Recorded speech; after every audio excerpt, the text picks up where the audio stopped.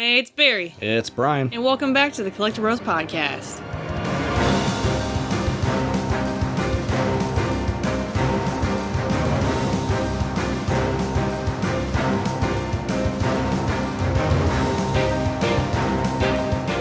On this episode, we talk all about remasters.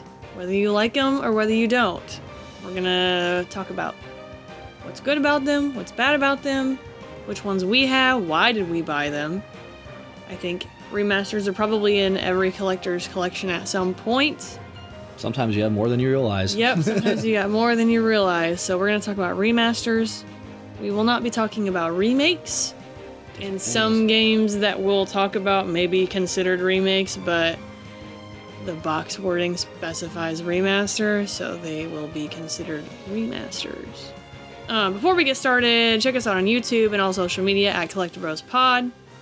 And the link to the Discord is in the show notes and episode descriptions of the YouTube videos. Playing and pickups. What do you got, Brian? What did you pick up recently? All right, so I haven't uploaded a lot in the Discord just because I've been going through some life stuff. My dog, he's sick. But I flooded it because I haven't been updating it. So if you want to see everything, check out the Discord. And I don't want to bulldoze you again, so we're doing two. One I was extremely happy about because I've been looking for this for a very long time. It's Metro Redux for the Xbox One, and you're probably thinking, okay, big deal, I see that everywhere, right? Sure, I do too. The thing is, there is a certain UPC variation, and I don't know why, there's not a lot of information why this is the case, but that UPC has a separate list of achievements, so you can, double up on the same game. And another excuse to play Metro. I love the Metro games. I played the original 360 ones. Obviously, I have the Redux, and now I have this version, so I can play them again. It's great. I've been looking for this damn specific UPC forever. So the one that's, in my experience, is more common ends in 6-0, and the one I needed ends in 5-8. So finally found one just out in the boonies, and I was like, cool, this is awesome. We were out in the boonies. Yeah. Had to pick it up. I've been looking for it for a really long time. You don't see it, and people on eBay, they either upload crappy pictures or they might just be a used store mix and mash. We'll see. So this is the only copy they had, so I'm pretty sure it goes with this case. I hope so. I haven't tried putting it in the Xbox yet, but super happy to get that. I've been looking for that a really long time. And then another really cool pickup I had, it's a subset variant I'm after. I've been trying to track down some of the Xbox 360 games that are inside the Xbox One cases. Sometimes I can see the Call of Duty one all the time. It's no big deal. But they have really interesting ones. Like they have a dual pack Call of Duty that has Black Ops and Black Ops 2. There's like the GTA 4 that has all of the DLC. Some of them are really expensive too. Like that GTA 4 one's like a $100 game. But I stumbled across Midnight Club Los Angeles Complete Edition. That one's also a $100 game. I took it to the counter because they had it priced like the 360 Platinum hits, and I was like, okay, cool, this is going to be like $12. No big deal, I'll pull that trigger. Take it to the counter, the guy's like, can't find the disc. And I was like, can I buy the case? Because I kind of just want the case, I collect variants or whatever. He was like, yeah, but I got to sell it to you for $1. I was like, no problem, pal, it's got the case and the manual and everything, so I literally just need a Platinum Hits disc to throw in there, and yeah, pretty cool. It's a fun little set to collect. It's that portion where Microsoft can't decide what they wanted for uniforms, for as far as their logos and branding on their cases. So some of them have like a Gray's Hit sticker on them, some of them don't. Like there's a ton of variants for this thing, way more than I realized. I thought I was getting close. I'm definitely not. I got like 30 something left. So, but cool little Xbox pickups for me. As far as playing, are you going into both? Oh, do you want me to? Or want me to wait? Throw back. How about you? What'd you pick up? This is water, bro. I've been trying to kick the caffeine, all right? This water's killing me. Quick list off, I suppose. I'll highlight two of them and talk about a third. I finally, when Brian and I go places, I usually don't end up buying anything, just because I have such a specific collection want, and I have kind of high standards for what I buy. I don't buy anything that's not complete. I don't buy anything that's boo-boo. I could have, like, one of the hardest things I'm trying to find, and it's got one puncture on the cover art. I don't touch it. Like, I don't want it. So, for me to walk out of a store with 4 PS1 games in my hand is, like, unheard of. Yeah, you scored. It was like Freaky Friday. We hit yeah, heads or something. It was crazy. And this is the same store you got Metro at. Yeah. But I finally was able to find if the Blood Omen Legacy of Kain, which is the last one I needed for that series, up to my standards. Yeah, nosebleed clean copy too. I was like envious over that. The other one that I was really excited to finally pick up was Kingsley's Adventure for PS1. I've talked about this on the podcast previously as one that I regret getting rid of, and now I wish I had again.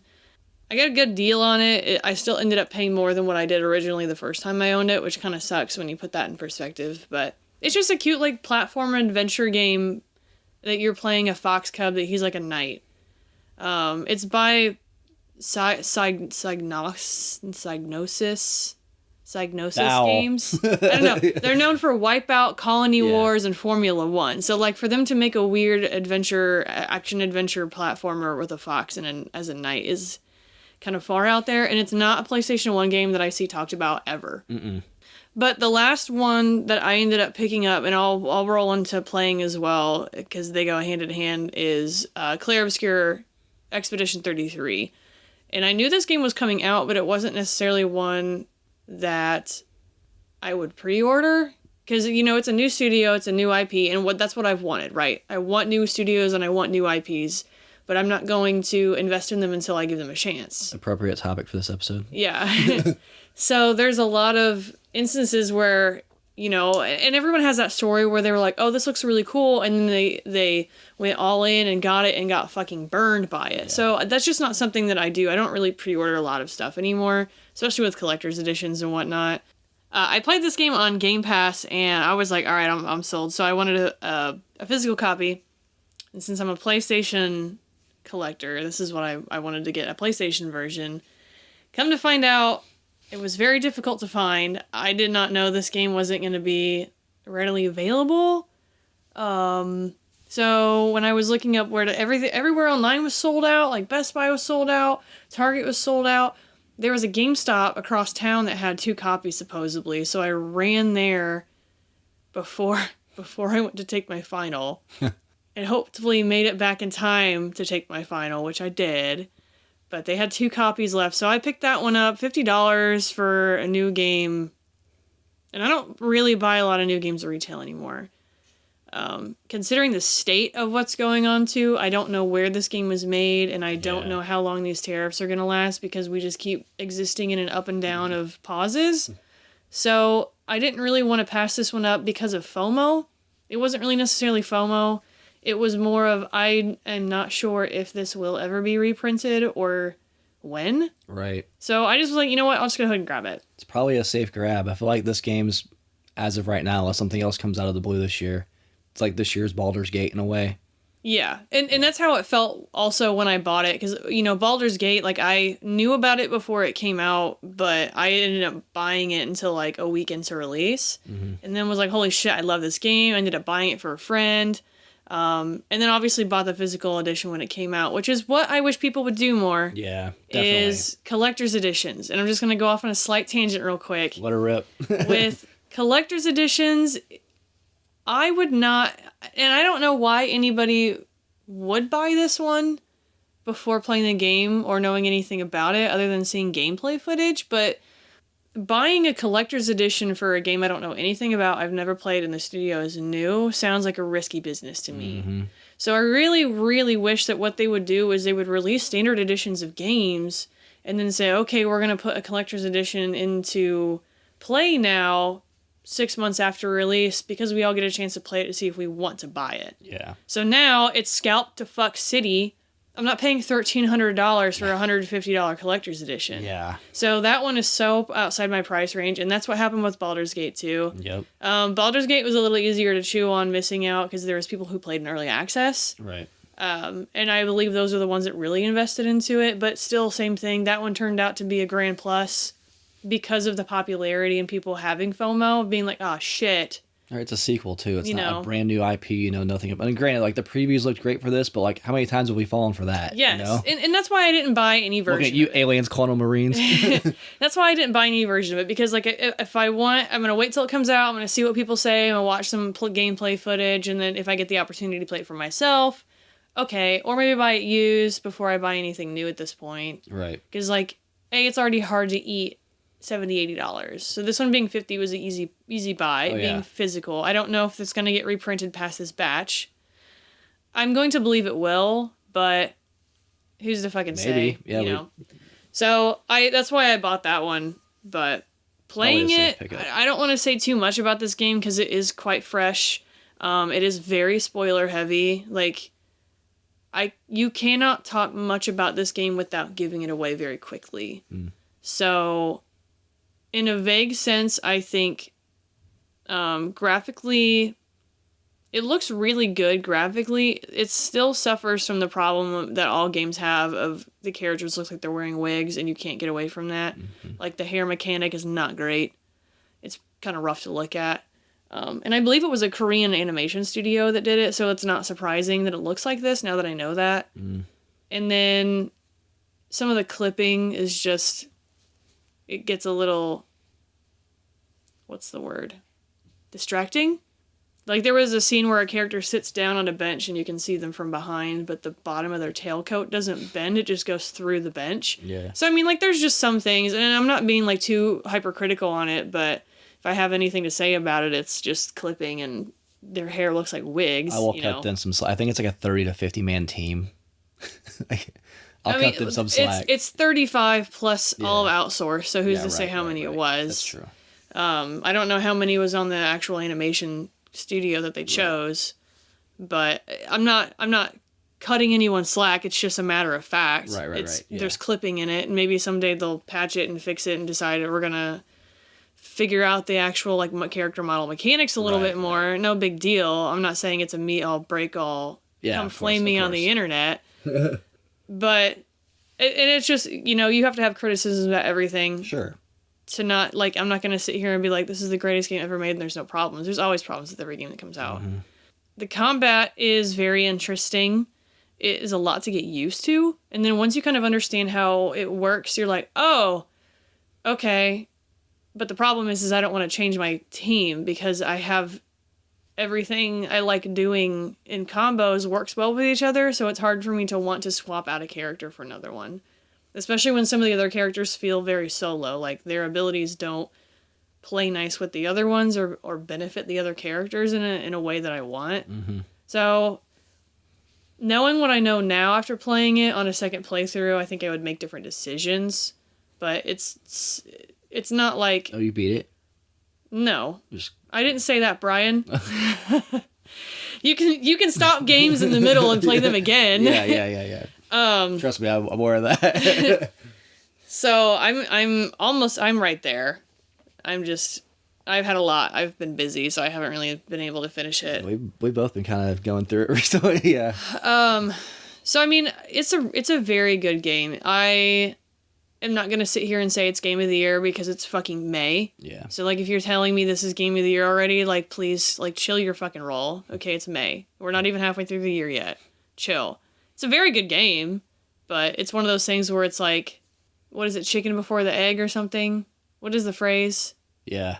I don't know. I didn't think, dude, I need some caffeine. This is not working. It's like one of those things where you buy a new car and saying it's the best drive you've ever had, but you haven't even drove the car yet. Like, I don't know. We can't say this is game of the year when we have X amount of months left in the year for things to come out to really surprise us. Yeah. This game came out of nowhere and surprised us. Who's to say we're not going to get anything else like that? So I'm not going to fall into the whole game of the year shit because it's all individual anyways. So, to be frank, like, if we're going to sit here and have a biased take, like, Monster Hunter is my game of the year. Yeah. Does that mean it's the best game that came out this year? And Doom's no. probably going to be my game of the year no matter what. Like, let's be honest. Yeah. We'll just put that out there also. Like, I'm not going to sit here and say it's game of the year because it might be yours, but it ain't going to be mine when you have Monster Hunter to stack up against it. And it's a very different process. I'm just happy there's, like, a new IP from a small studio and they actually gave a fuck and it's something new and fresh. And I think that's another reason why people love it, So. It's new. We need that. Honestly. It's what we needed right now. Well, I have some probably controversial opinions about the community around this game. It's a great game. I don't know. I will say everything. People who are comparing it to Dark Souls is just really what gets me. Like, just because there's pairing in it. Yeah. Just parrying in fucking Doom the Dark Ages doesn't mean it's I'm fucking like, Dark Souls. you guys want to shit on everything that's not Dark Souls combat, but now all of a sudden, like, you're jumping on the bandwagon of Expedition 33 and being like, oh, it's Souls-like because it has parrying. Just, there's... Dude, just, like, chill, okay? Alright, so if there's, like, demons in it, it's Demon Souls? Like, I don't understand the correlation. I don't fucking know. I don't know. That's one of those things where I feel like some people I feel like want to say they were there. You know? Yeah. They were there. It's hard for me to swallow the pill of someone who says they hate turn-based games and now all of a sudden flips the lid and said I've always liked turn-based games. I'm like, you haven't, dude. Please stop. I'm like the inverse. So I was looking at this game. I'm not a huge turn-based guy, and I was like, this looks interesting, but at the end of the day, I'm like, I can wait a little bit because it is turn-based, you know? Like, and it's Doom Week. Like, whatever. Yeah, I mean, not everyone has to be on the same timeline, too. Like, right. This is one of those polarizing games where now that it's been out for a while, you have people totally dunking on it, trying to say this is not as good as everyone's hyping it up to be, yada, yada, yada. I don't really care. I'm not going to say one way or the other, but it's also like, if someone doesn't want to play it right now, that's fine. Yeah. Like, I think there's a lot of criticisms of being like, you're not playing Expedition 33 right now, like you're a fucking loser. I've gotten some shit for it for no fucking reason. Like, yeah, hell yeah. Who cares, dude? Like, the game's still going to exist. Right. Guess Everyone's what? on a Game different Pass for a fucking year. Chill. And it's the same thing. And those people, I think, are the ones who are saying, I was there. I played it week one. Mm-hmm. Yada, yada, yada. I played it before the patch where you could do 26 million damage. Yeah. Like, I don't care, man. Like, everyone has their own timeline. So stop spoiling shit and let them enjoy the fucking timeline. Yeah, let people enjoy their fucking game, bro. Like, Jesus. Let people have fun. Like, I'm glad people are there. I've seen a ton of people super passionate about it, and that's great, man. That's going to be me with Doom next week. Yeah. No matter what. It's a game I highly recommend. If you don't like turn-based and you give it a shot and you still don't like it, like, that's totally fine too. It's not everyone's cup of tea, but, like, don't fucking lie to me and tell me it's a Dark Souls game. Get out of my face. Yes. Anyways, it's not, okay? It's also not better than Final Fantasy. I'm tired of that argument. It's a different game. I'm just going to put that one to bed. I mean, it's apples and oranges, though, dude.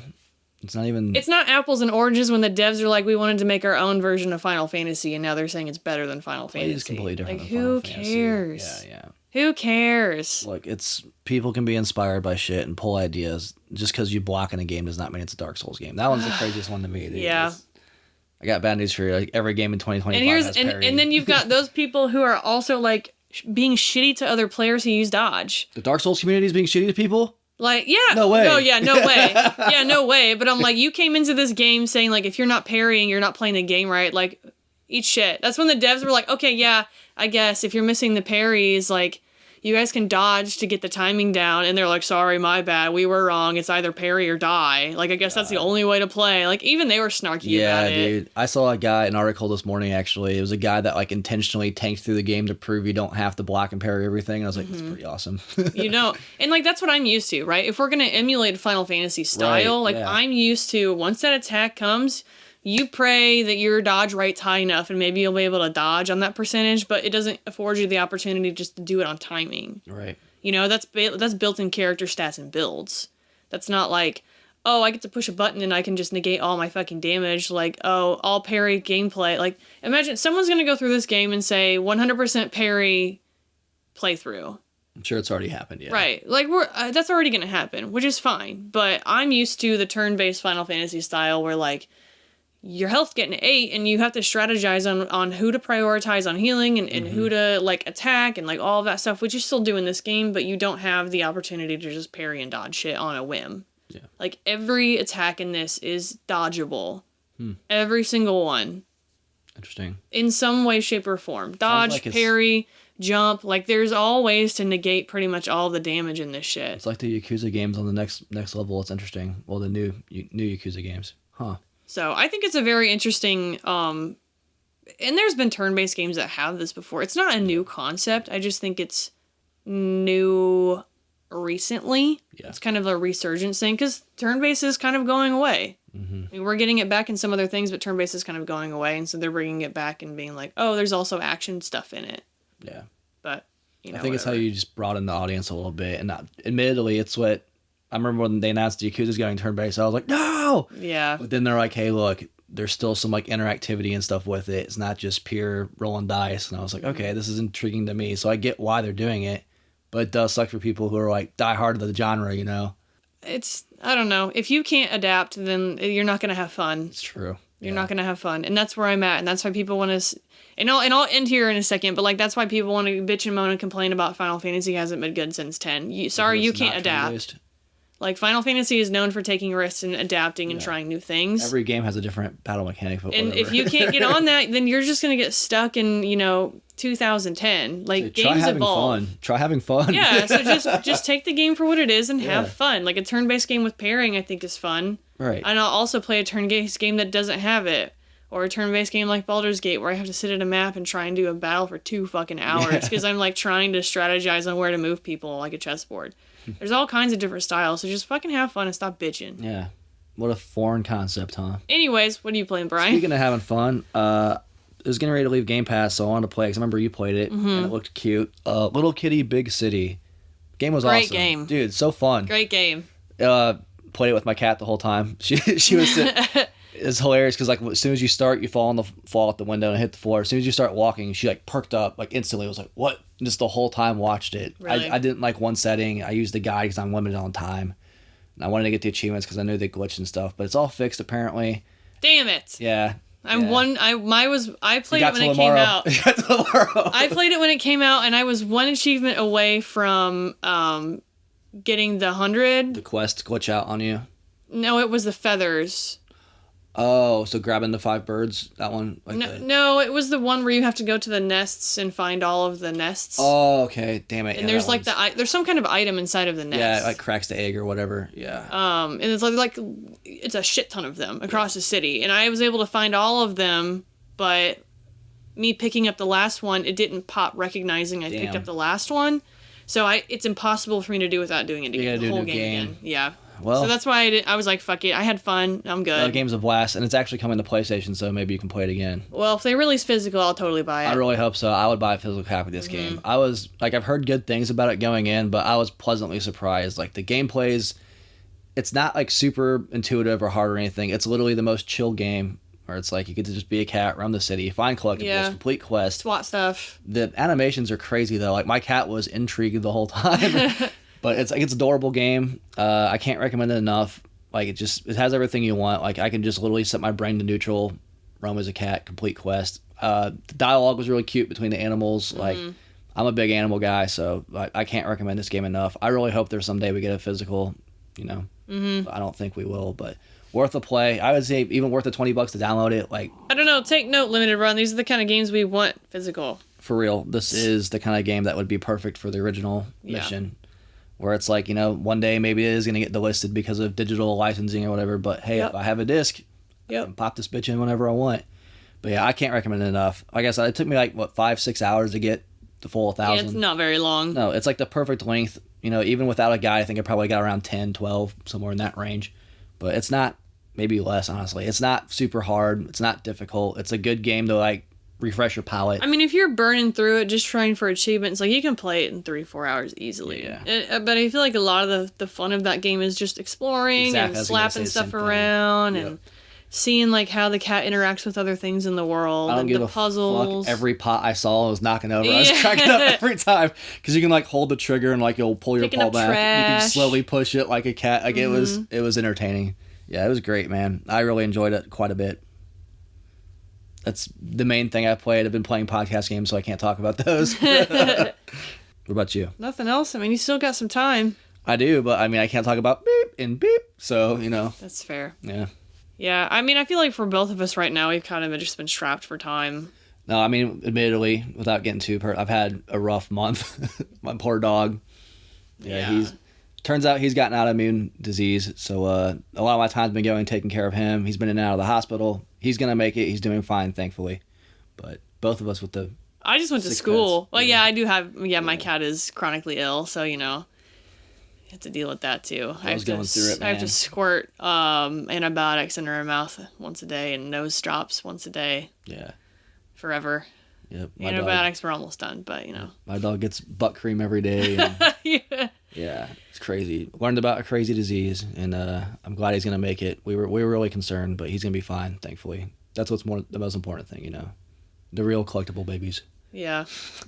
So our pickups might be a little thin. Yeah, I put in the Discord. I was like, yeah, my dog's hundreds of dollar medication a month. The next couple months is gonna be. I'll take that every day of the week. If we don't have a pickup section inside of our episode, it's because we didn't have any money to pick anything up. So I'll find some shitty bullshit to grab cheap. Don't worry. I will not. I'll just say I didn't buy anything, but here's what I'm playing. Right. Let's get straight into the topic: remasters. Video game remasters, and I think everyone has their own opinions about them. I think they've existed for a very long time, kind of like what we talked about in the last episode with Dracula X. Yeah. And it was really hard. We were trying to, before we recorded this, we're trying to sit here and like pull out specific games that we considered remasters that were not ports and they're not remakes. Mm-hmm. Very specifically, like, this game was remastered with the intention of HD. Not really so, it's a port with some new content. Right. Like, it was really upscaling HD remaster, maybe some quality of life improvements that kind of made us look at those. Tried to avoid the ones that were like, built from the ground up. Yeah, that's a remake. And I think, like, for an example, like, I know, and that's the hard part, right, where... Oh, there's Frankenstein examples too. No, I mean, the hard part is when it says remastered, but it's not a remaster. It's a whole fucking remake, like right. Oblivion. Like, Oblivion says it's a remaster. It's Oblivion remastered. So that's the tricky one, But that dude, they rebuilt that fucking game. Just the graphics, because the right, but that's the same thing. The logic's all the same engine. It doesn't matter. They rebuilt it, It's a Frankenstein, bro. But that's what happened with Shadow of the Colossus. Yeah, that's, I think it's different. They rebuilt that from the ground up. I think from everything, though. I think the logic and the graphics are different engines. Not sure about that one. Yeah. But that's it. Like, I would consider you completely rebuilding this, not just upscaling. Oh, yeah. Okay? Like, rebuilding it is remaking the game. I agree. Whether or not you're going to remake some of the story aspects, and that's what we tried to avoid, is, like, we're looking at things that maybe came to another console and had an HD remaster, because, 720p and 1080p became a new thing at some point. I know some of you guys have never experienced life before 1080p, but it did exist. Very much so. It did. So we compiled a pretty good list. I'm going to go grab that stuff. Yeah, I'm going to go grab it. So, Brian, what are some remasters that you've bought, and, like, why did you pick them up? Well, it's funny because when we first started doing this, I was like, I don't have too many. And if I do, it'll all be in the, Xbox One, PS4 era. Mm-hmm. And yeah, there's a huge stack of games in front of us right now. Yeah. My main reason for buying them is full transparency here. I'm an Xbox collector. I go for achievements. I'm like, okay, I get to play games I love again and get achievements on them. That's the biggest reason right there. Now, there are examples like Halo, Doom, the series I love. I'm going to buy those no matter what. There's no question about it. But there are some examples too, like the Uncharted PS5 remaster. I do like the Uncharted games. I have them on PlayStation 3. My PS3 kind of sits around and collects dust now. I used my PS3 a lot when I had like my 3D TV and I'd watch 3D Blu-rays on it. But now it's accessibility, man, honestly, is the biggest one for me for rebuying some of these games. If I can have the same game and it runs better, looks better, plays better, easier to pick up and play, that's the biggest reason for wanting to do it. And I get from a publisher standpoint, that's why you do it also, like, hey, people loved this game back then, they're going to play it again. Like, it's an easy sell. But me personally, it's just ease of access and then literally achievements. What about you? Because you have a little more variety over there than I do. No, I don't really think I necessarily have a variety. I just, I think it depends on remasters for me. If I don't already have the game, sometimes I'll pick them up, or if I really enjoy them, I'll pick them up. I don't have a lot. And you also have to put that in perspective of, like, my collection is also not as big as yours. Yours is very tailored. And there's times where I've bought the remasters and sold the originals, and I just don't have the originals anymore. I did that with Ratchet & Clank. The Ratchet & Clank collection on the PlayStation 3. And the PlayStation 3 collections now are very, very difficult to find. Yeah. They're difficult to find and they're expensive. They had Ratchet & Clank, God of War, Sly Cooper, Splinter Dragon Cell. Ball Z, Splinter The one I Cell. really want. I think that was it. Yeah, I think so. It wasn't a lot. And they were like staple PlayStation like brand games. So I have Ratchet and Clank, Sly Cooper. I'm looking for the Dragon Ball one, but I can't find it. And it's Never the one see with the that gold, bro. like the gold emblazoned things on there. They look really good. The problem is some of them are DLC code or not DLC codes. They're just download codes. So, and that's kind of why the collection is expensive if it is new. Yeah. A good example is the Metal Gear Solid Legacy Collection, because there's so many HD collections, right? Mm-hmm. There's a Metal Gear HD collection that had 2 and 3 on it. There's the PS2 ones. So the Metal Gear Solid Legacy Collection is the first one that included Metal Gear Solid. It has Metal Gear Solid Snake, VR Missions, Sons of Liberty, Snake Eater, Metal Gear Solid 4, Peace Walker for the PSP ones also are on it. And then it has like the original Metal Gear. I think it's the MSX version, right? I'm gonna say we just talked about it. Yeah, I know. Episode, I think it's the MSX version. I'm pretty sure it is. Yeah. But yeah, because the new one, the Master Collection is the first one with the NES port. Yeah. But in order to play Metal Gear Solid and Metal Gear Solid VR missions, you had to have a download code. Mm-hmm. So finding these ones with unused download codes is incredibly difficult. I was able to purchase mine new through, I think it was Amazon at the time, for MSRP, and that was before people realized, like, oh shit. Yeah, the sealed copies are around $90 still. Yeah, they're expensive expensive this day. now. And think about that. There's another more modern collection out, and that one's still more expensive. Right. So, and then I think there's a couple of these for the Vita too. Yeah, I've got the Metal Gear one. It's got 2 and 3 on it. And the Sly Cooper's on Vita.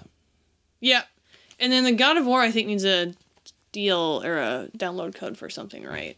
The PSP games, yeah. Yeah, but then after that they released their own collection of the PSP one. So if you had it and you didn't have the code, like there was another physical option for it. But the Metal Gear Solid, like as of now, there's not a way of playing that one on that platform without that code. Correct. So, and that was like why I bought some of mine. Was like, oh cool, I really like Ratchet and Clank. I want to have all of them. I need more shelf space. Right. You know, why would I have the PlayStation 2 ones when I have the PlayStation 3 ones? The collections are great, man. Like, it's a really viable option to get a big chunk of games. The best way to play them, quotes. Like, that would be a huge incentive to get. I wish I had some of those, damn it. They're just, like you said, they're tough to find. I've been looking for that fucking Sly Cooper one for I don't know how long, man. It's expensive. I see it on Vita more than I see it on PS3, which Vita is cool, but, like, I want to be able to sit on my couch and play them. They're not just, like, you know... I don't see that in the Splinter Cell one. I think I paid like $45 for that. It took me a minute to find it. I'd pay $45 for that all day. Another one that I had gotten was the Final Fantasy VII and Final Fantasy VIII Twin Pack on Switch. Oh, yeah. That was never a North American release. That was an Asia release. And so the Final Fantasy VIII is an actual remaster. That's cool. And this is one I do want to put in the YouTube, so there'll be a side-by-side of it, because I'm not quite sure exactly what the remaster is. I've never opened this. I've got it to do on Xbox if you don't want to open it. Is it the actual remastered one? Yeah. No, I mean, I open my games when I play them at some point. I just haven't. It was slight sarcasm. So I have that one, and I'm curious on what the actual like remaster graphics looks like. Crisis Core, that's one that arguably is a remake, but it is technically a remaster with remade character models. Interesting. They used the original cinematics for it, and they just upscaled the cinematics and made them look better. Huh. Completely redid the environments, completely redid like a lot of the stuff on it, but it's still, by their words, right. A remaster. It's the Oblivion argument again. Yeah, same deal. So they made it more in line with remake. Spyro, Reignited Trilogy, same deal. As soon as that one came out, I said, I'm buying this bitch because I love Spyro. And it is very different from the originals, but still, on the language. Yeah, it's interesting too, because original 3 games remastered, like, these are, they're Spyro's character models, everything is completely changed, but they consider it a remaster. The only thing that is left in that, they have a skin that looks like the original, but it's not the same code. I was reading up on that one actually, and Toys for Bob does not have the source code for the original Spyro. So it's everything, and that's remade from the ground up. Yeah.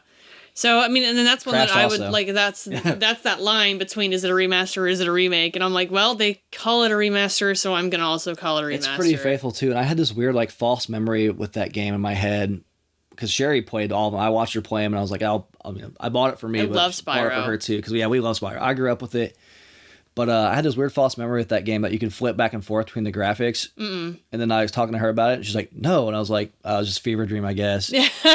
But that's a cool feature, I think. The one that comes to mind is like Halo Combat Evolved Anniversary. Like that was sick. Dude, when that came out and you discovered flipping back, it was so cool. That was the coolest shit. It was awesome. And people shit on that remaster, but like I ain't gonna lie, I played that shit with the original graphics at fast frame rate, high fidelity. Like that's how I played it because that's what Halo is to me, man. That's what I grew up on.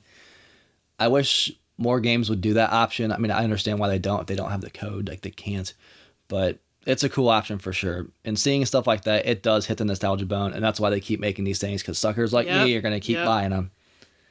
Yeah, and I suppose like that is the question of, did we really need a remaster of some of this stuff?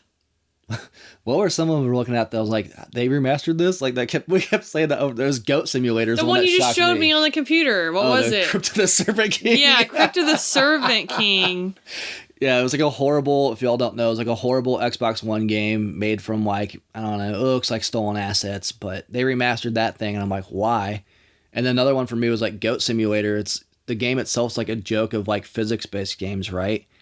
They remastered it, and so a 10-year-old game at this point. Some of this stuff does not need a remaster. You can tell they just do it because it's an easy cash out. People buy it, and I get it. Like, studios got to make money to keep making games, right? But then I think there's some examples where it does make sense. So, like, the one I'm going to use that might be controversial, like the Gears of War, then they just announced a new remake or remaster of the remaster. So basically you had the original Gears of War, then they released Gears of War Ultimate Edition, which was, a remaster of the first game. And now Microsoft's new initiative is going cross-platform, multi-platform. They're releasing another version that's compatible with like PS5, PC, all crossplay. So like that kind of makes sense to me. And if you already own it, thankfully it's a free upcharge. So I'm like, that's cool. Okay, I can get behind that. But there's other companies out there that they'd charge you. Sony, Last of Us, remade, remastered, remake, whatever it is. I get why they're doing it. Like it's never going to be more popular than it is now. Like there's an HBO show, like it's at an all-time high. I understand. It doesn't mean I have to agree with it. You know what I mean? Yeah. But there's some that are definitely more valid. Even Halo, we talked about Halo earlier. It's had two now. So you got Anniversary and then you have Master Chief Collection. They combined everything into one. My guess is they're going to do something similar when they bring Halo over to PS5, which it's coming. Get used to it, y'all. Which, cool, more people get to play Halo. Oh, damn, what a horrible thing. But I don't understand that discourse either. There's actually people legitimately upset about that. And I'm like, more people get to play games. Servers going to be full. Like, chill out. Like, enjoy. Yeah. Again, try having fun for once in your life. But, I mean, that's the thing. I'll buy it if they do another version. I love Halo. And if it's like a better playing, I get to play with more people. I'm there day one. Like, I promise you. I don't know. There's just some stuff where... And I've noticed that, and maybe this was an old time thinking, because, there used to be an era where, like, households had one console. Okay, we didn't have, like, you had a PS2, you had a PS2. Yep. Your neighbor had the Xbox. You guys didn't have both. Like, having both consoles was, like, rich bitch shit. Yeah. I never did growing up. Right. When I grew up, we had a PlayStation 1, and when that thing went kaput, we got the PlayStation 2, and we cycled through PlayStation 2, and then finally like the next generation came and they were like, which one do you want? And I was like, I want the Xbox, because my uncle had Xbox and I remember wanting to go play Halo. So when the Xbox 360 came out, I was like, I want to play Halo. So we got a 360, but we didn't get a 360 and a PS3. Interesting. I didn't have a PS3 until I was old enough to like have a job. Yeah. And buy my own PlayStation 3. Yeah, I remember. And even then, like, I had a PlayStation 3, and I think I had a 360 at some point, but it wasn't common. Yeah, not at all. I was on the same boat. So, it wasn't common, and so when you make the next generation, there was a lot of times, especially, and this is a good indicator, like PlayStation 3 did it a lot. Yeah. A lot. Where they were like, oh, okay, cool, PlayStation 2 is not backwards compatible. Well, let's just make your PlayStation 2 games remastered for the PlayStation 3 that you have. Mm-hmm. And that's probably the only console you have. Yep. So if you didn't get a chance to play these on the PlayStation 2, like, congratulations, they're in a remaster. And that was pretty common, because it was under the impression that everybody used to have a PlayStation 2. Right. I think the Xbox did it less. Mm-hmm. Less so. Yeah, they started doing it more in the Xbox One era, because 360 was super popular. It was like, it was the console of that generation. But then Xbox One wasn't. Think about when Xbox One and PlayStation 4 came out. I don't remember remasters to this gratitude to this gravity until late in the life cycle. It's true. Yeah. They were all about making new shit for these new ones. Yep. It was new stuff everywhere. It was sequels to new stuff, and they were under the assumption you already had the previous one. We're going to make the sequel. Infamous is a great example. Second Son. Mm-hmm. Like, Infamous is another one that got the collection. Oh, yeah, I But have that was it. a download Stupid. code. Yeah. That was one that was a download code. It was bundled because it came in like a paper slip. Yeah.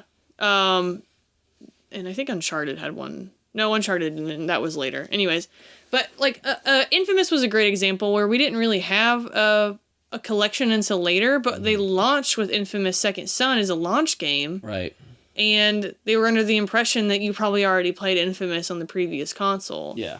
But now, jump ahead to a very similar example with PlayStation 5, right? Horizon Forbidden West comes out. Mm-hmm. What did they do right before Horizon Forbidden West came out?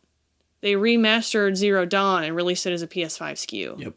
To encourage people being like, oh, play the first game, the second game's coming out soon. Which it's backwards compatible. But I'm like, it's backwards compatible. Yeah. Right? Which is the PlayStation 4 was not backwards compatible. When did the first Horizon come out? What year? 2015. Oh, hold on. Yeah, I think it was 2015. I'm putting that out there. 2017. Fuck. That was my other assumption. I was like, 2015 seems a little low, but I was trying to think in year of COVID, where I was like, COVID was only 2 years after that. But like, why are we remastering a game that's already backwards compatible and then re-releasing it? Like, were they under the assumption that we didn't already have a PlayStation 4? And that's what's happening with everything on PlayStation 5 now. Yes. It's like, we're remastering PlayStation 4 games that you can just pop in and play on a PlayStation 5. Even like the Uncharted one, I brought it up. I forgot they had the Uncharted remaster on PS4. Right. I have it. And like, that's the indicator. I bought that fucker twice. That's the indicator to me that there is just no injection of new life. Because when the PlayStation 4 and Xbox One era came out, they were trying so much new stuff. Yeah. They were really trying. It's a fair statement. I mean...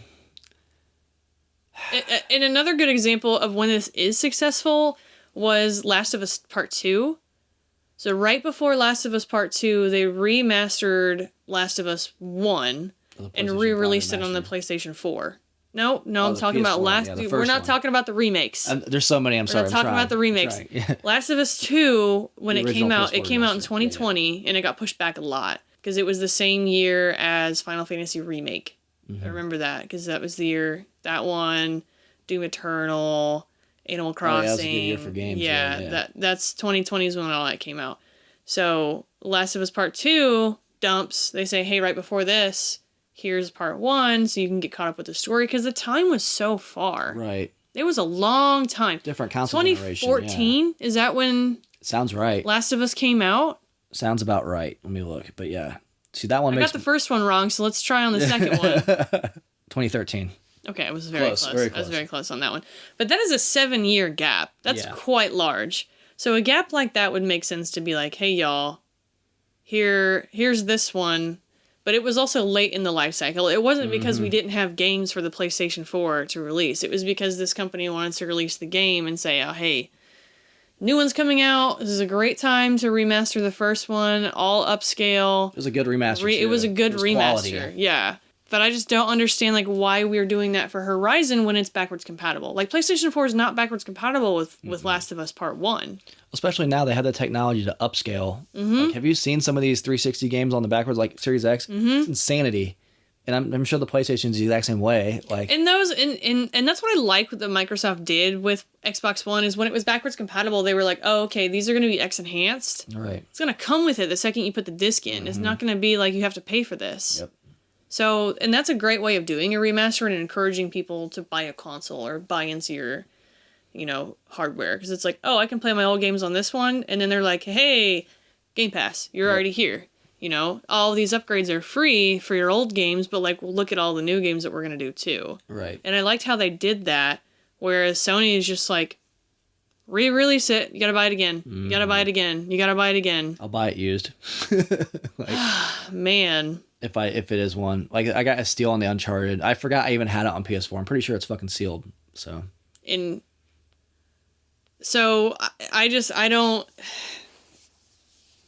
Having just your library so heavy on remasters and ports so early in the cycle is so clear to me that you have nothing. Yeah. Nothing on the back. And that's the problem with Switch 2 right now. Yep. Got nothing back there.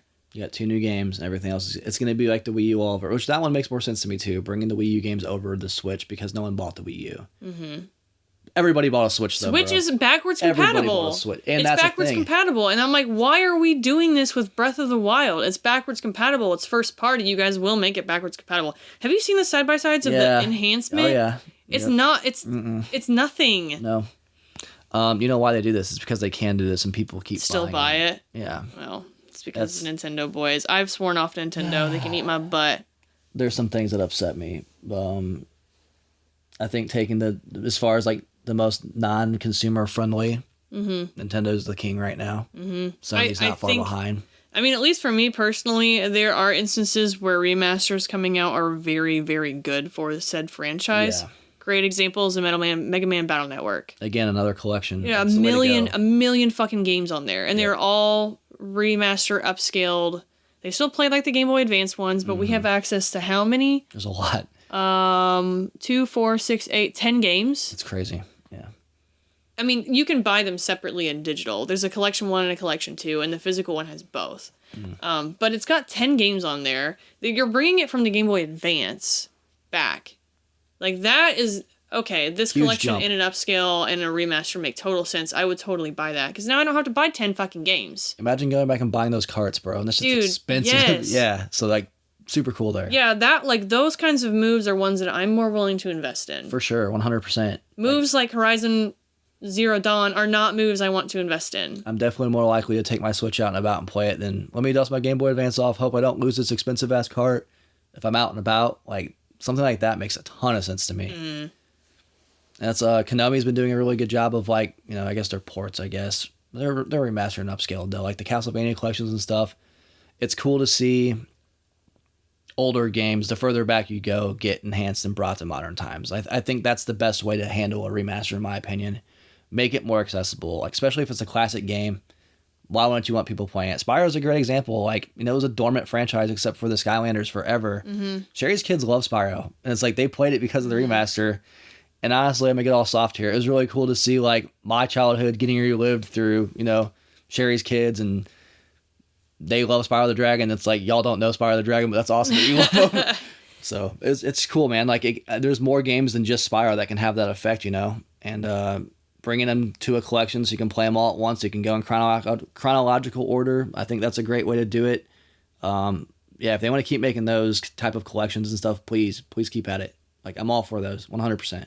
Yeah, I think that the remasters and collections for things that are many generations back are the things that I would want to see. Yeah. I'm not... and you hear me complain about remastered shit out my asshole all the time, right? We all do. I don't want to see more remasters or remakes. I want to see more new IPs. Yeah. It doesn't mean I don't want any of them. Correct. If you guys are going to release a collection on PlayStation 1 games remastered on a 5, that'd be cool. Yeah. Be like, okay, sick. Like, we're getting a whole fleet of Digimon World 1, 2, and 3. Please. That would be awesome. Please. That's something that I feel like makes sense. 100%. Instead of, we remastered... the game that came out 5 years ago, 3 years ago. That shit's crazy. The last generation. Like, if it's on the last generation, let it go. We need generations ago. Upscale it. Yeah. There's ways around it where you don't have to charge a consumer another... And I like it when a company does those in tandem with new games they're making. Yeah. So, I don't know. It's a stupid example, but Capcom they ported Monster Hunter Stories to mobile and I think PC, and it's improved graphics, and it was originally on the DS, the 3DS, but they're still releasing Monster Hunter Wilds and Rise. Those are new, right? It's not like we're only relying on remasters or remakes as far as our revenue goes. So Square Enix does it too, where they make new games and then they also do their little, hey, what was that one game that got pretty popular? It was an old Super Nintendo game they completely revamped and brought it over here in 2D, 3D. Oh, damn it. That was one I was looking for when Target was clearancing everything. Yeah, I can't remember it off the top of my head, but a Dragon Quest HD remake. Oh yeah, those are great. 1 and 2 or whatever. Like you're taking very old games and you're remastering, remaking whatever to the new versions while you're still making a new Dragon Quest. Right. Like it's not like Dragon Quest is done and we're only doing fucking remakes and remasters. It's a way to like modernize the game to get new people interested in things that, I mean, that's the thing. You throw a Nintendo in front of like Sherry's kids and you're like, I don't want to play this shit. Yeah. But you can like modernize it, make it interesting to them. I think there's merits for both of them. Like I'm not saying, I like the fact that both exist is the best way to put it. Mm-hmm. Like I understand why there's struggles to play some of this older stuff. But if you can make it to a point where it's like, hey, you can appreciate the classics and a fresh set of paint, make it run. But like Oblivion, dude, like the original Oblivion's kind of rough unless you're playing it on the Series X to X. It's still rough. Right. Like I can't finish the game. I think that was a good one. Out. It's rough. I would love to see Elder Scrolls 6, but I think it was like, hey, this is a safe bet. And I think like Fallout 3 is a great one they could do next. It's old enough where it was like, it's a 360 PS3 game. We're 2 consoles ahead of that now. Like you can put a fresh coat of paint on that. I just don't like when companies like ride or die on that, where it's like we're only going to remake shit, we're only going to remaster shit. Like new IPs are where it's at.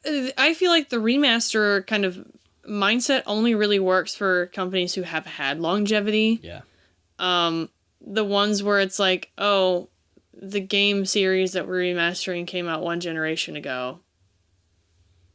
I'm not there. I'm not there, man. I'm not. And that's the thing. I think that's the place for a remake. Like a good example I can think of, they had like the Ezio collection for Assassin's Creed. Mm-hmm. Like Assassin's Creed 1's older than dirt now. Like it's got antiquated movement, everything about it. It doesn't feel like anything modern in Assassin's Creed. Dude, it feels like Ubisoft, they should remake Assassin's Creed 1. pretends Assassin's Creed 1 doesn't exist. Yeah.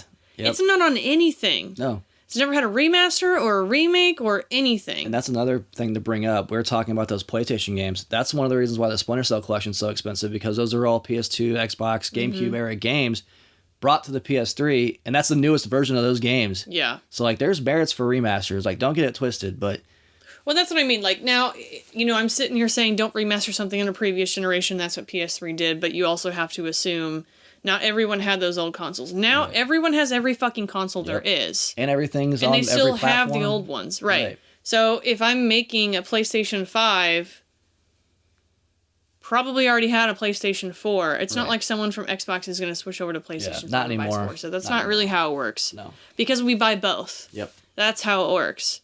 And the people who don't buy both and invest on only really one console are playing like your FIFAs, your Call of Duties. They don't really have a lot of... They don't game. People who really play games like buy multiple consoles. Yeah. They already have the previous generation. They still play the previous generation on their previous generation console. I sold my PS4. They said, this bitch is backwards compatible. See ya, motherfucker. Bye. All my games still play on it. Yeah. So why are we remastering a PS4 game I can just slide in that I already own? Yep.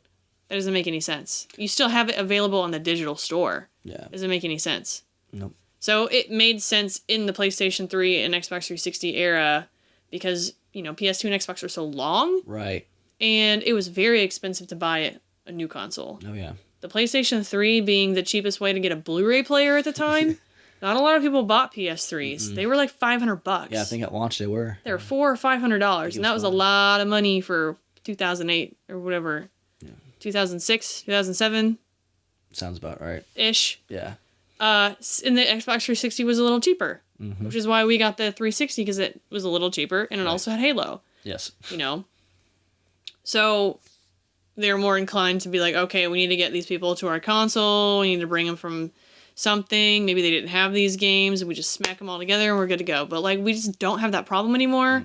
We don't need the remasters. Accessibility now is what makes it's weird for that to get so many in this era because, like you're saying, Gears of War is a great example. People bought 360s to play Gears of War. Yeah. Because like Unreal was huge. It's from Cliffy B, all that, blah, blah. I'm not going to give you the history. But now it's like, it's on PC, it's on PlayStation. The whole idea of like you need to buy certain games for certain consoles, it's dwindling very quickly.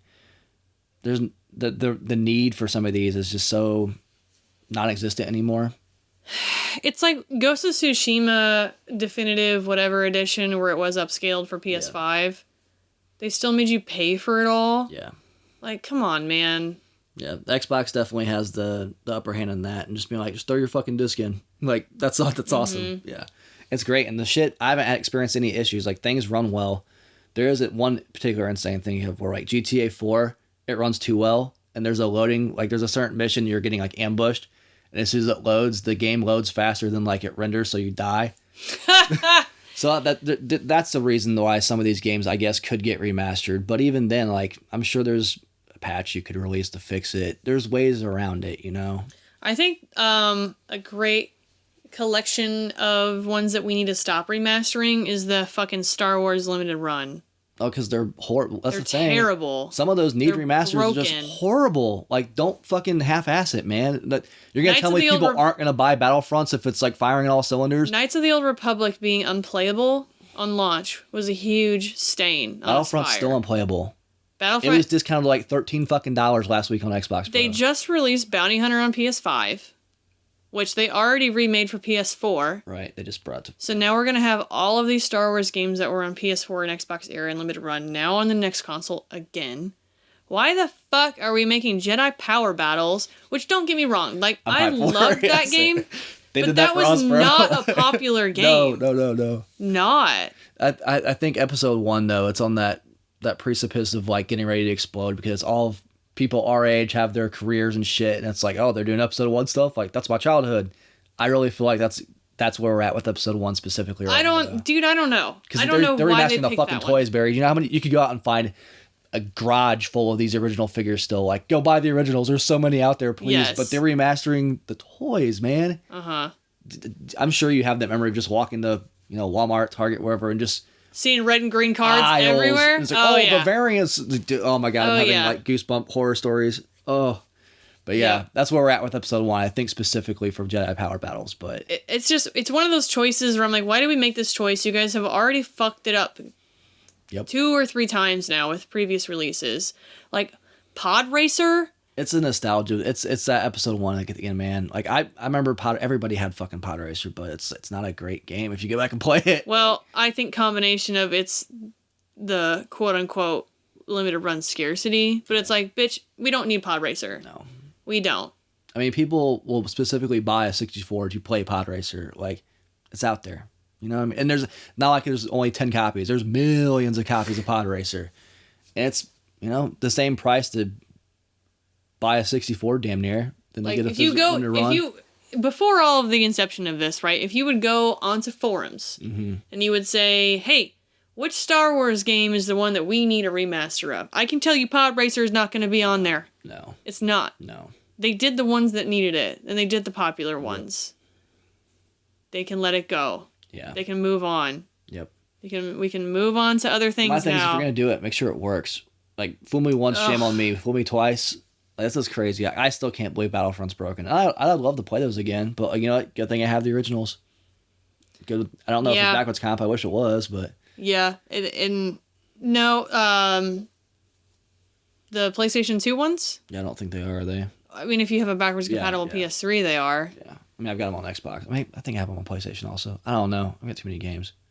I need Battlefront 1 on the Xbox was backwards compatible because that was one that turned into being very expensive. Oh, yeah, you're right. Yeah, in that era. Okay. We'll see. Look, there you go. That one was backwards compatible. Why are we remastering it's chilled out now. Yeah. But I mean, I'm guessing they did it because the Battlefront 1 and 2 remakes people weren't happy with. They're good games. Yeah. They're good games. You guys didn't like them because they weren't like the originals. That's just why they didn't like them. I agree. Right. Especially 2 with some work. My opinion, a great place right now. opinion, they should have called it something different instead of just recycling the Battlefront name again. Star Wars Battlefield. Star Wars something. That's not Battlefront. Yeah. They should have called it something different. Concept is the same, but should have called it something a little bit different.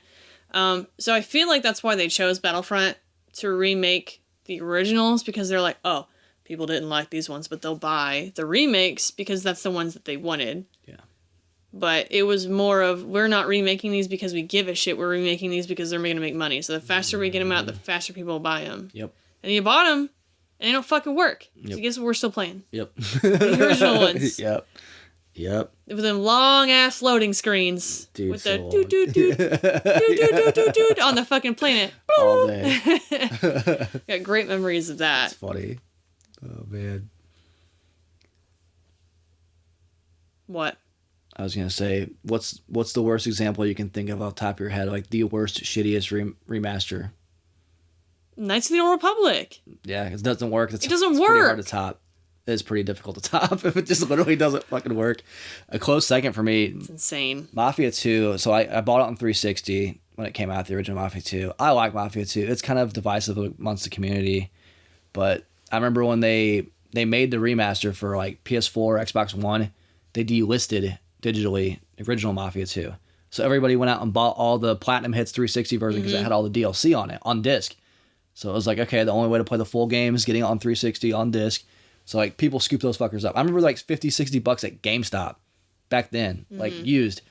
So once they released Mafia 2 Definitive, or what the fuck they called it, broken mess. Like literally people would just walk in place, like rain would just stop falling. Like it was just a bug-ridden mess. And again, it's a remaster, not a remake. Like how do you add more bugs? It's at a playable state now, but I mean it took them a year. That's not great for a game that's like from 2009 or something. Well, I mean that's what happened with the Metal Gear. Yeah, it was broken too at Master launch. Collection or whatever. It's like you're remaking the remake and somehow it fucked up. I don't know. Because they used the PS3 version. Yeah. And they remade that version. Correct? I think so. Because they used the one on the collection. Yeah. Not the legacy one, but the other one. Yeah, I can't remember what it's called. I don't know. The whole thing behind that one was weird, but it's like you remastered the remaster and broke it somehow. Yeah. That's crazy. How you do that shit. Another one I can think of, 13.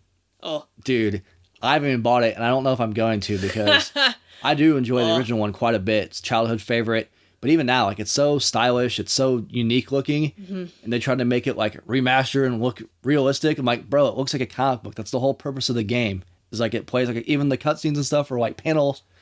They tried to make it, like, Unreal 4, and it just looks horrible. It looks like claymation. It looks like Celebrity Deathmatch is what it looks like.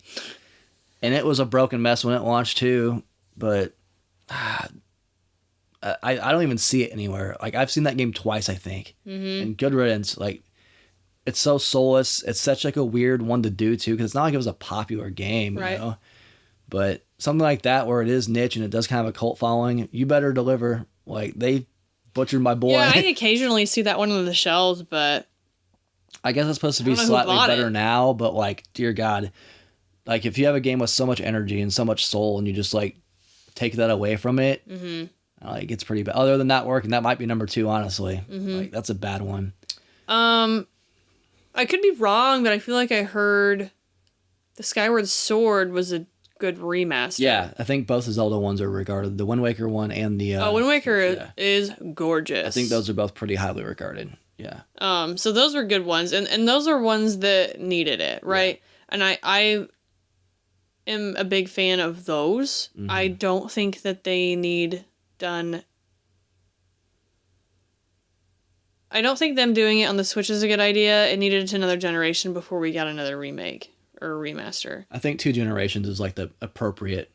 Especially now, I mean, with the length of them, with the length of them and the backwards compatibility, like you have Twilight Princess is stuck on the Wii U now, and Switch had no backwards compatibility with that unless they ported it like Breath of the Wild. Yeah. So now we've got the Switch 2, which is backwards compatible with the Switch, and like if they're gonna remake stuff or remaster stuff, please give me some Wii U and Wii games. Yeah, that makes a lot more sense. They tried to do that with DS.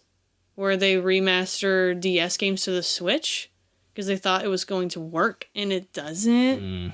It's not good. Like World Ends With You and Etrian Odyssey. Bad, yeah. They function, but it's not the intended original purpose of those games. Be tough to do with the DS, man. Yeah. So I hope with the Switch too, if they decide to do some remasters, they go back to the Wii era. There's a lot of really good games on the Wii. Especially with like the mouse control and shit coming. Like it's kind of screaming for some of these Wii games to come back. I mean, it still has gyro in the what are those called? Joy-Cons or whatever. Which is why we didn't get more in the Switch was weird to me. I was going to say the exact same thing. Yeah. Surprising. But imagine the light gun games and shit. Like that'd be awesome. Yeah. Missed opportunity. Yeah. So I think 2 years is a good point now because, you know, the cycles are very long. And the backwards compatibility, that's a good point too. So it's like I would very much love remastered games of things that aren't backwards compatible, that are stuck on their platforms, that we can't get them off of them anymore. You know, sure, we have Super Nintendos that still work, but someday this shit ain't gonna work no more. Yep. So that's where it gets interesting too. And even for like, that's another argument I have for why I think it's appropriate to do sometimes. Just like safeguarding some of these games that are going to get destroyed in licensing or whatever specifically. I'm trying to think off the top of my head. I don't think there's anything in like immediate danger, but it's going to be someday. They're removing shit left and right from like the Xbox One, PS4 era. Like if you go to delistedgames.com, that list is growing, man. And a lot of these, no warning. You know, that's the real unfortunate part of it. But it is what it is. Like you're saying, I hope we keep getting some good ones. You know, we have new consoles coming soon. I hate to say it, but we really do. Yeah. So I'm not opposed to remasters. I know a lot of times it sounds like I don't want them. I'm not opposed to them, but they're supplemental. Yeah. They are a supplement to companies still giving us new things. Yeah. And I don't want them to just rely on it, and that's where we're at right now. We are just relying on remasters and remakes. Yep. So take that with a grain of salt, if you will.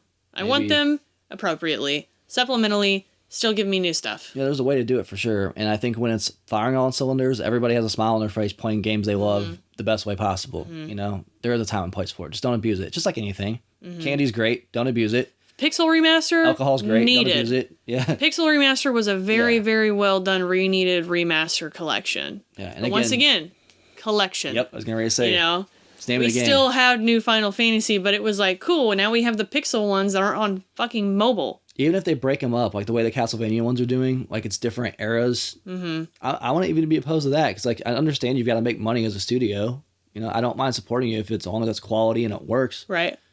Like, give me that. Bring up Gears 2, 3, and 4. You don't need to do 5. It's already on Xbox One. Don't get any ideas. Well, 2 generations. It'll be on the next one. I would say Xbox 720. And PS6, it's probably going to be what did I say it was? The Xbox Series X, Series XS, X, Aries XXX. something. Yeah, it's going to have, that's true. 720 doesn't have enough X's or S's in it. Dear God. But, hey, hopefully we get new games. Like I said, time and place to do it right. I don't mind if they do it right. I'm not one of those people that hate remasters. I like you're saying. It just needs to be done tastefully. Just like anything. Don't abuse it. It's not a big ask. Well, which remasters do you guys like and which ones are dog shit? Let us know in the Discord. Next episode. I was about to ask you. That's me. Next episode, we're going to talk about Izuna Unemployed Ninja. Izuna, I'm not sure how to technically say that. Izuna, maybe it is Izuna. Izuna Unemployed Ninja on the DS, the first game. Is it worth it? We're gonna deep dive. This is a mystery dungeon style game. Yeah, it's a genre I'm not super familiar with. I've been playing it, and yeah, got some thoughts. So there you go. There's one of the games Brian has been playing. Yeah, spoiler. You had to wait to the end. So we're gonna talk about that one on our next Is It Worth It? Until then, stay oppressed like we are right now in the economy and tariffs. Keep gaming. Do what you can do. If you can't buy stuff, keep playing stuff. Remaster stuff. Remaster stuff. If you want to play games with us, we're in Discord. Yeah. Break that glass ceiling. Gamers.